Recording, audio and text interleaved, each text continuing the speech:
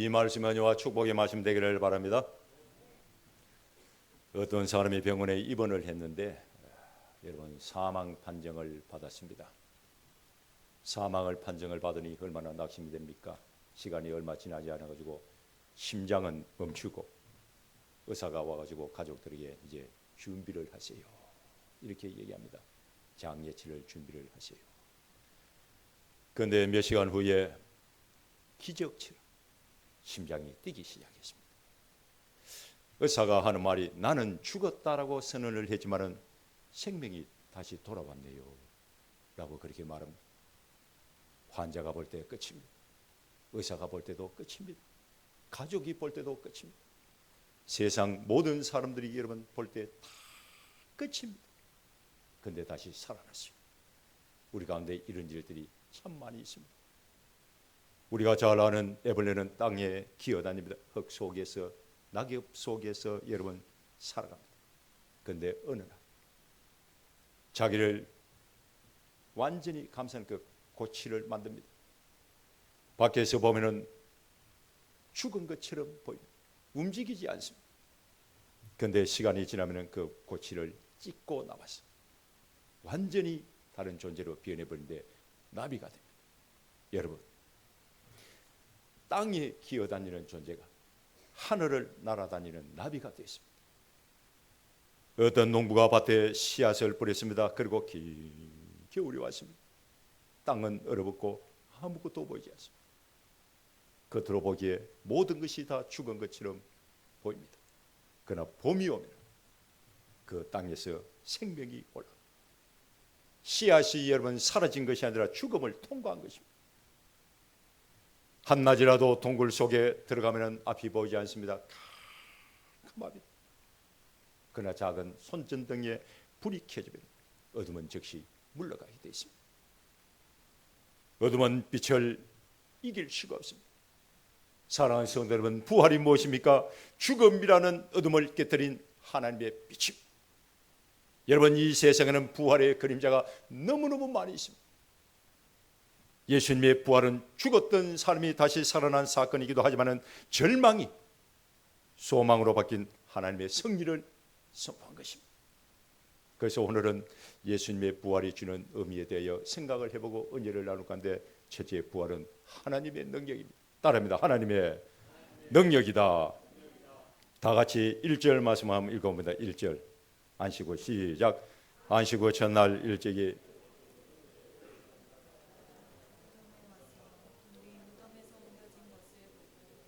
아멘. 여러분 막달라 마리아는 밤새도록 참 한숨을 자지 못했습니다. 예수님이 십자가에 못 박혀 돌아가시고 무덤에 시신이 있는데 어떻게 잠이 오겠습니까? 한숨도 자지를 못했습니다. 날이 밝기만 기다리고 또 기다렸습니다. 아침에 일찍 일어나서 새벽에 예수님의 무덤을 찾아갔는데 예수님 무덤의 그 입구에 막아놨던 그 돌이 옮겨진 것을 보고 깜짝 놀랐습니다. 돌이 옮겨졌다는 것은 돌이 제거되었다, 완전히 치워버렸다라는 뜻을 가지고 있는데 여러분 막달라 마리아가 새벽 미명에 예수님의 무덤을 찾아갔을 때 돌이 옮겨진 것을 보고 깜짝 놀랐는데 막달라 마리아가 본 것은 사람의 힘을 본 것이 아니라 하나님의 능력을 보았던 것입니다. 사랑하는 성도들은 오늘 부활절을 맞아 우리도 하나님의 능력을 볼 수 있기를 주님으로 축원합니다. 여러분 신앙생활 때에 하나님의 능력을 체험하십시오. 하나님의 능력을 체험해야 됩니다. 마가복음 16장을 보면 막달라 마리아와 야고보의 어머니 마리아, 살로메 이 여자 세 명이 예수님 시신이 있는 그 무덤을 여러분 찾아갑니다. 시신의 발을 향품을 가지고 찾아가는데 이때 세 사람 마음속에 한 가지 질문을 가지고 찾아갑니다. 그 질문이 뭐냐? 누가 우리를 위하여 무덤 앞에 가로막고 있는 돌을 치워줄 것인가? 이 질문이 마가복음 16장 4절 말씀을 읽어보면 그 돌은 힘이 크더라라고 기록이 있는데 여자들 마음속에 든 이 질문은 여러분 현실적인 고문을 말하는 것이 아니라 절망적인 상태를 의미합니다. 보세요 여러분, 예수님은 십자가에 못 박혀 돌아가셨습니다. 무덤 입구에 있는 그 돌은 너무너무 돌이 큽니다. 여자 세 명은 아무것도 할 수가 없습니다. 사람이 가지고 있는 한계 때문에 절망에 빠진 것. 여러분, 우리가 무슨 일을 할 때에 절망적인 상황 속에서 일을 한다고 생각을 해보세요. 얼마나 낙심이 되고 힘이 들겠습니까? 우리가 길을 걸어갈 때에 절망을 마음에 품고 걸어간다고 생각해 보세요. 한 걸음 한 걸음 걸어갈 때마다, 발자국을 뗄 때마다 너무너무 힘이 듭니다. 살다 보면은 상황이 주는 절망이 여러분 있습니다. 어제까지 건강했던 사람이 여러분 죽을 병에 걸린 사람이 있습니다. 전 재산을 투자를 해가지고 사업을 했는데 부도가 나고 가까운 사람과 멀어질 때에 절망이 찾아옵니다. 여러분, 이런 절망은 상황이 주는 절망입니다. 사람의 힘으로 어떻게 할 수가 없습니다. 또 내 마음이 무너질 때가 여러분 있습니다. 내 마음속에 염려와 근심 걱정이 가득하고 불안과 두려움이 밀려올 때에 모든 것을 다 포기하고 싶을 때, 그때가 여러분 있습니다. 너무너무 낙심이 되어서 살았으나 죽은 사람이 있습니다. 이런 절망은 감정적인 절망입니다.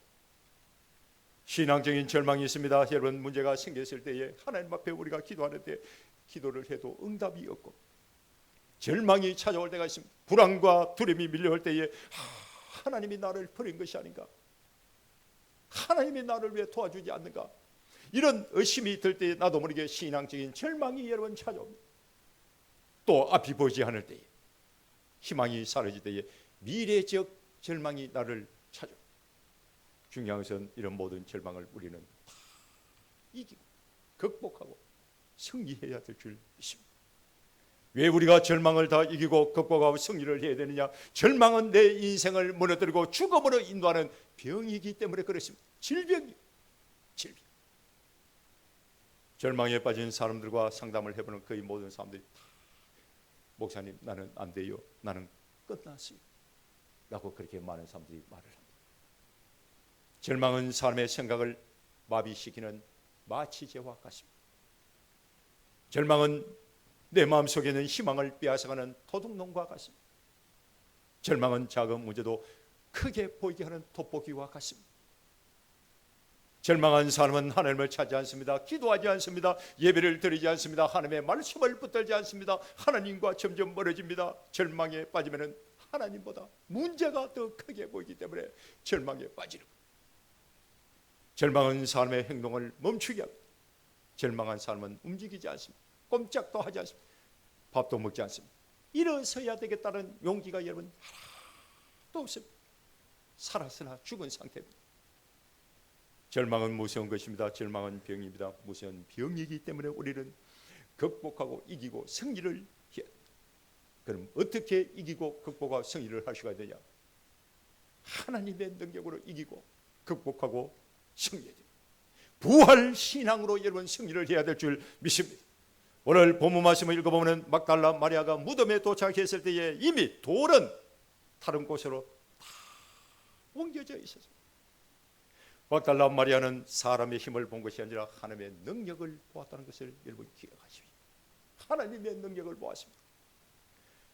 사람은 누가 돌을 옮길 것인가 라고 생각을 하고 질문하고 고민을 하다가 절망에 빠지지만은 하나님은 모든 것을 다 이미 알고 이미 모든 돌을 다 옮겨놨습니다. 사랑하는 성도 여러분, 내 인생 가운데에 상황적인 절망이 있습니까? 감정적인 절망이 있습니까? 신앙적인 절망이 있습니까? 미래적인 절망이 있습니까? 사람이 가지고 있는 힘을 의지하지 말고 힘을 보지 말고 하나님의 능력을 바라보시기를 주임을 축원합니다. 절망을 이기고 극복하고 승리를 하려면 예수님께 나가야 됩니다. 주님을 찾아가야 됩니다. 막달라 마리아는 절망적인 질문을 마음속에 품고 있었지만 또 무덤을 찾아갔습니다. 예수님에 대한 생각을 멈추지 않았습니다. 예수님에 대한 사랑도 변하지 않았습니다. 예수님에 대한 믿음도 변하지 않았습니다. 여러분, 내 삶이 고단하고 힘들어도 하나님을 찾고 또 하나님을 찾으십시오. 힘들면 힘들수록 기도하고 피곤하면 피곤할수록 예배를 드리고 바쁘면 바쁠수록 하나님의 말씀을 읽고 찬송을 부르십시오. 절망은 내 힘으로 이길 수 있는 것이 여러분 아닙니다. 하나님의 능력으로 물리쳐야 됩니다. 막달라 마리아가 생각할 때에 예수님의 무덤을 막고 있는 돌은 절망의 돌이지만 하나님은 그 돌을 이미 다 옮겨놨습니다. 막달라 마리아가 예수님의 무덤을 찾아갔다가 본 것은 사람의 능력을 본 것이 아닙니다. 하나님의 능력을 보았는데 부활은 하나님의 능력입니다. 여러분, 이 세상은 염려와 근심과 걱정과 불안과 두려움이 가득한 무덤과 같습니다. 죽음의 골짜기, 절망의 골짜기와 같습니다. 중요한 것은 우리는 이 무덤을 매일 찾아가야 되고 날마다 이 눈물의 골짜기, 절망의 골짜기를 우리는 걸어가야 됩니다. 그러나 우리에게는 희망이 있습니다. 부활이 우리의 희망. 세상 모든 사람들은 십자가에서 다 끝난 줄 알았습니다. 예수님이 십자가에 못 박혀 돌아가시니까 다 끝난 줄 알았습니다. 무덤으로 모든 것이 다 끝난 줄 알았습니다. 절망에서 모든 것이 다 끝난 줄 알았습니다. 우리도 끝났다라는 그런 말을 많이 쓸 때가 있습니다. 인생도 끝났다, 사업도 끝났다, 건강도 끝났다, 관계도 끝났다, 사랑도 끝났다, 끝났다라는 말을 많이 합니다. 그러나 하나님은 끝났다라고 말하지 않습니다. 하나님은 지금부터 시작이다 라고 말씀합니다. 지금부터 시작이다. 사랑하는 성도 여러분, 하나님은 저와 여러분들의 실패를 인정하고 포기하는 분이 아닙니다. 절망이라는 단어를 다 지우고 세우는 역사를 서시는 분입니다. 그 사건이 바로 부활이. 여러분, 내 인생 가운데 절망적인 상황이 찾아왔을 때에 막달라 마리아와 같이 하나님의 능력을 바라보시기를 주님을 축원합니다. 절망을 딛고 이기고 극복하고 승리하시기를 주님을 축원합니다. 두 번째, 부활은 모든 상황을 다 바꿔버립니다. 따라합니다. 모든 상황을 바꾼다. 11절 말씀을 읽어보면 마리아는 무덤 밖에 서서 울고 있습니다. 울다라는 단어의 뜻은 헬라어로 여러분 클라이오라는 단어를 사용하는데 억눌린 감정이 터졌을 때에 흘리는 눈물을 넣으면, 성경을 읽어보면 대성통곡했다는 단어를 여러분 나오는데 이 대성통곡이라는 단어가 클라이오, 억눌린 감정이 이 마음속에서 터지는 거예요. 마리아가 무덤 밖에서 왜 대성통곡을 합니까? 모든 것을 다 잃어버렸다라고 생각을 했기 때문에 통곡을 하는 거예요. 눈물을 흘릴 거예요. 여러분, 무덤 안에 예수님의 시신이 사라지고 없기 때문에 억장이 무너지고 모든 것을 다 잃어버렸다는 이 상실감 때문에 막달라 마리아는 무덤 밖에 서서 눈물을 흘리고 있습니다. 통곡을 하고 있습니다. 그런데 16절 말씀을 읽어보면 상황이 역전이 됩니다. 16절 말씀을 읽어보면 예수님이 마리아야 라고 불렀는데 이 말 한마디에 모든 상황이 다 역전이 되었습니다. 눈물이 기쁨으로 변하고 슬픔이 소망으로 변했습니다. 성경을 읽어보면 상황이 바뀌는 순간들이 여러분 많이 나옵니다. 출애굽기 3장을 읽어보면 미디안 광야에서 양을 치던 모세의 인생, 이스라엘 민족을 이끌어가는 지도자가 되었습니다. 사무엘상 3장을 읽어보면 어린 사무엘이 아무것도 모릅니다. 어린 사무엘이 하나님의 부름을 받고 선지자가 됐습니다. 사도행전 9장을 읽어보면 교회를 핍박했던 사울이 변하여 복음을 전하는 바울이 되는 내용이 나오는데 공통점이 뭐냐? 다 하나님이 찾아와서 이름을 불렀다. 따라합니다. 이름을 불렀다.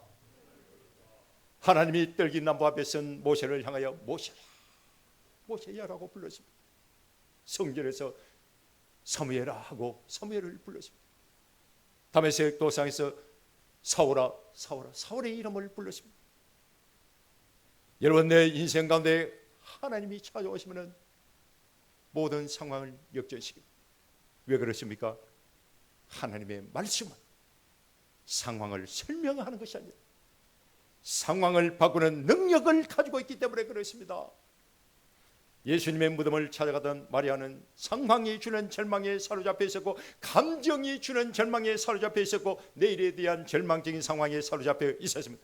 이런 모든 절망이 마리아의 눈을 가리고 마리아의 길을 다 가리고 있었는데 예수님이 자기의 이름을 부르는 소리를 듣는 순간 영의 귀가 열리고 영의 눈이 활짝 열렸습니다. 여러분, 열리는 순간 모든 상황이 역전이 됩니다. 우리도 마찬가지입니다. 모든 상황을 역전시키려면 예수님 앞으로 나아가야 됩니다. 예배의 자리로 나아가야 됩니다. 절망 속에서도 자리를 떠나지 않는 믿음이 여러분 필요합니다. 다른 모든 제자는 무덤을 확인하고 집으로 다 돌아갔지만은 마리아는 무덤 밖에 서서 홀로 서서 눈물을 흘리고 대성통곡을 하고 있었습니다. 막달라 마리아의 이 믿음이 모든 상황을 역전을 시켰다. 이걸 여러분 알아야 됩니다. 여러분, 내 인생 가운데 기쁨의 자리도 있지만 절망의 자리도 있습니다. 슬픔의 자리도 있습니다. 눈물의 자리, 실패의 자리가 있습니다. 그리고 이해가 되지 않는 자리도 여러분 있습니다. 그러나 믿음으로 그 자리를 지키고 있습니다. 예수님이 찾아오십니다. 끝까지 믿음을 지키고 있을 때에 예수님의 음성이 들리고 예수님의 음성이 들릴 때의 상황이 역전이 됩니다. 마리아는 예수님을 눈으로 직접 보았지만 알아보지를 못했습니다. 그러나 마리아라는 그 음성을 듣는 순간 알아보았습니다. 여러분, 힘들어도 예배의 자리를 지키고 피곤해도 기도의 자리를 지키십시오. 하나님의 말씀이 은혜를 통하여 전달이 되고 전달된 그 말씀이 내 마음에 심겨지면 모든 상황은 여러분 역전이, 상황이 바뀌어서가 아니라 하나님이 내 삶 가운데 찾아오셔서 말씀을 주실 때에, 내 이름을 부를 때에 역전이 됩니다. 오늘도 예배 중에 하나님은 저와 여러분들의 이름을 부르고 있다는 것을 기억하십시오. 그 하나님의 부르심에 응답 받는 사람, 상황이 역전이 됩니다. 부모님의 재산을 가지고 집을 나간 아들이 있습니다. 세상에 나가지고 허랑방탕하게 돈 다 날리고 실패했습니다. 모든 것을 다 잃었습니다. 그때 고향집이 생각이 났습니다. 자기도 모르게 발걸음이 고향집으로 향했는데 고개를 들어보니 현관문 앞이었습니다. 현관문을 열고 들어가면 되는데 현관문 앞에 도착을 했지만은 문을 열고 들어갈 용기가 없습니다. 화난 아버지의 얼굴이 떠오릅니다. 낙심한 어머니 얼굴이 눈에 있어요. 도저히 문을 열고 들어갈 수가 없습니다. 자기도 모르게 나는 끝났다 라고 말하면서 눈물을 흘리고 한숨을 쉬고 있는데 그때 집 안에서 어머니의 목소리가 들렸습니다. 아들이니? 진석이야? 그 말 한마디에 무너졌던 인생이 여러분 다시 회복이 됐습니다. 여러분, 내 힘으로는 현관문을 열고 들어갈 수가 없지만 집 안에서 이름을 부르고 문을 열어주었기 때문에 들어갈 수가 있는 것, 이게 복음입니다. 하나님이 저와 여러분들을 향하여 사랑하는 아들아, 사랑하는 딸아 라고 부르실 때 그 음성, 그 목소리가 들리는 사람은 인생이 회복이 되고 상황이 바뀌고 역전이 일어날 줄 믿습니다. 울던 사람이 기뻐하고 절망에 빠진 사람이, 소망의 사람이 여러분 됩니다. 하나님이 내 인생 가운데 찾아오시고 하나님의 말씀 한마디가 내 인생을 변화시키고 회복시키고 역전시킵니다. 사랑하는 성도 여러분, 눈물의 자리에서도 하나님을 찾고 실패의 자리에서도 하나님을 찾고 절망의 자리에서도 주님의 음성에 귀를 기울이십시오. 하나님의 말씀 속에 해답이 있습니다. 부활은 단순한 사건이 아닙니다. 개인적인 만남입니다. 오늘 우리가 부활 예배를 드리는 이것도 개인적인 만남이 일어나야 됩니다. 오늘 하나님이 저와 여러분들에게 주시는 은혜를 통해서 모든 상황이 변화되고 내 인생에 역전이 일어날 수 있기를 주님으로 축원합니다. 세 번째, 부활은 사명의 자리로 여러분 인도합니다. 따라합니다. 사명의 자리로 인도한다. 다 같이 18절 말씀을 한번 읽어보겠습니다. 18절 막달라 마리아 시작. 막달라 마리아가 가서 자기에게 이렇게 말씀하셨다 이러니라. 아멘. 18절 말씀을 읽어보니까 막달라 마리아가 가서 제자들에게 주를 보았다 라고 전달했는데 부활의 증인이 되었습니다. 부활의 증인이 되었습니다. 여러분, 막달라 마리아는 눈물을 흘리는 그 무덤의 자리에서 사명의 자리로 이동을 했습니다. 부활은 우리가 그냥 믿는 것으로 끝나는 것이 아니라 부활의 소식을 전할 때에 완성이 됩니다. 여러분, 기독교는 이론이 아닙니다. 사건입니다. 사건입니다. 예수님이 십자가에 못 박혀 죽으신 것도 역사적인 사건이지만 3일 만에 부활한 것도 더 중요한 사건입니다. 부활이 없다면 기독교는 존재할 수가 없고 우리는 지금 이 자리에 모여 앉아있을 이유가 없습니다. 사도행전 1장 8절 말씀을 읽어보면 예수님이 성천하기 직전에 하신 말씀, 오직 성령이 내게 임하시면 내가 권능을 받고 예루살렘과 온 유대와 사마리아 땅끝까지 이르러 내 증인이 되리라. 그 주님이 그렇게 말씀했습니다. 증인이란 단어가 나오는데, 증인은 여러분 거짓말하는 사람이 아닙니다. 진실을 말하는 사람입니다. 증인은 자기가 직접 본 것을 말하고 자기가 직접 경험한 것을 전하는 사람입니다. 예수님의 부활도 마찬가지입니다. 예수님의 부활을 직접 목격하고 예수님의 부활을 믿는 사람은 부활의 증인이 되어야 되고 부활의 소식을 전하는 사람이 여러분 되어야 됩니다. 2000년 전에 초대교회 성도들은 죽음을 두려워하지 않았습니다. 왜 두려워하지 않았습니까? 예수님의 부활을 직접 목격을 했고 예수님의 부활을 전하는 전도자가 되었기 때문에 그렇습니다. 성령으로 충만했기 때문에 그렇습니다.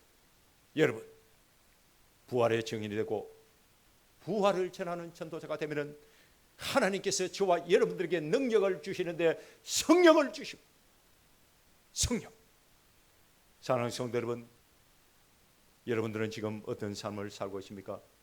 어깨를 펴고 당당하게 살고 있습니까? 아니면 세상 눈치나 보고 비겁하게 살고 있습니까? 강하고 담대한 믿음으로 살고 있습니까? 아니면 염려와 근심 걱정을 짊어지고 살고 있습니까? 부활의 신앙을 가지고 있는 사람은 당당합니다. 정인의 신앙을 가지고 사는 사람은 세상을 두려워하지 않습니다. 어떤 사람이 사형장으로 끌려가면서 이렇게 말을 했습니다. 나는 죽으러 가는 것이 아니라 주님께 가는 것입니다 라고 말을 했습니다. 이게 부활 신앙이고 부활의 증인입니다. 이런 사람은 죽음이 두렵지 않습니다. 예수님의 부활은 2000년 전에 일어난 사건으로 여러분 끝나면 안 됩니다. 오늘 부활절 예배를 드리면서 앞으로 살아가는 내 삶의 목적과 방향과 가치관이 달라져야 됩니다. 부활의 능력이 내 삶 가운데에서 일어나야 됩니다. 부활 신앙을 통하여 우리도 막달라 마리아처럼 절망에서 일어나야 될 줄 믿습니다. 눈물이 변하여 기쁨이 되고 절망이 변하여 희망으로 변화될 줄 믿습니다. 예수님의 제자들은 두려움을 다 극복을 했습니다.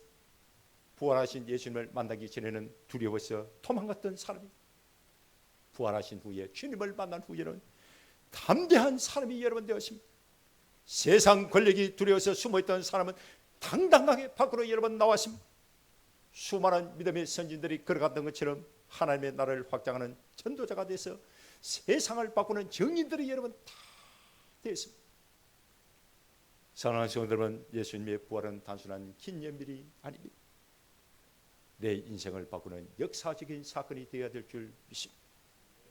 내 인생을 바꾸는 역사적인 사건이기 때문에 예수님의 부활을 지식적으로만 알고 있으면 안 됩니다. 내 삶을 바꾸는 능력으로 믿어야 됩니다.